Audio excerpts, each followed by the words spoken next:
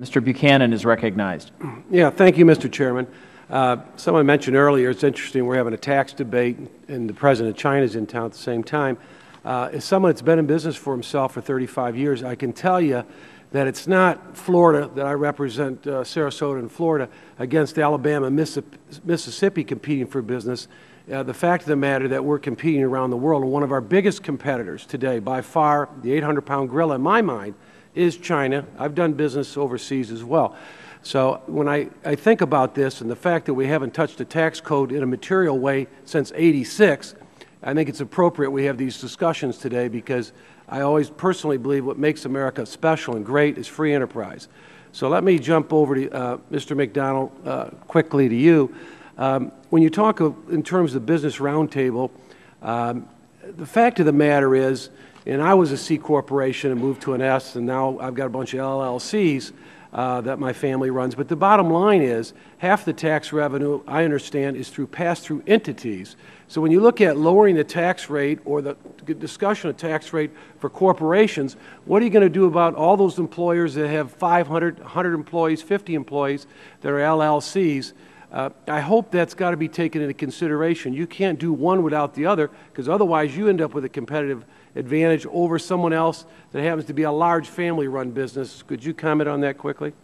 I agree with you, Congressman Buchanan. Okay. And you're right, it's about half.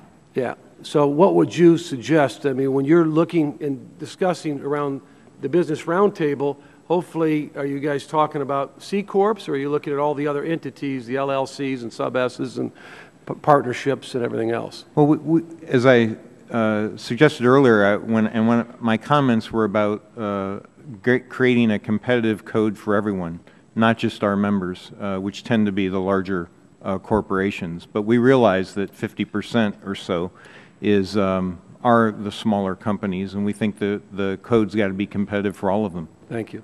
Mr. Hudak, let me just ask you quickly, when you look at, in terms of, everybody talks about jobs, the fact of the matter, 70% of the jobs created in America are small, medium-sized businesses. In the state of Florida, Tallahassee, 99% of all companies registered in Tallahassee, whether they're LLCs or partnerships, are small, medium-sized businesses. What's the biggest one or two things, because you primarily work with small businesses, we can do or should consider to help small businesses in terms of cost and complexity? What do you think are the two biggest things we could do in terms of having an impact? Simplification on all levels of the tax code. For instance, as a sole proprietor, just to take the home office deduction, it's a one-page form that refers to the instructions 13 times. Something you shouldn't do is like the 1099 provision.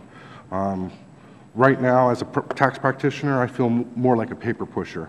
I don't know who's going to collect all the W-9s to collect that information, but we don't have the staff to do it.